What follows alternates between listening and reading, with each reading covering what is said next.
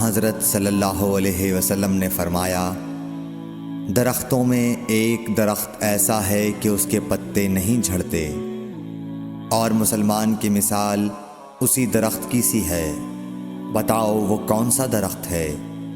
ये सुनकर लोगों का ख्याल जंगल की तरफ दौड़ा। अब्दुल्ला रदिल्लाहु ताला अन्हु ने कहा, मेरे दिल में आया कि वो खजूर का दरख्त है, मगर मैं अपनी कमसिनी की शर्म से न बोला। आखिर सहाबा ने हज़रत सल्लल्लाहु अलैहि वसल्लम से पूछा कि वो कौन सा दरख्त है। आपने फरमाया, वो खजूर का दरख्त है। सही बुखारी हदीस नंबर 61।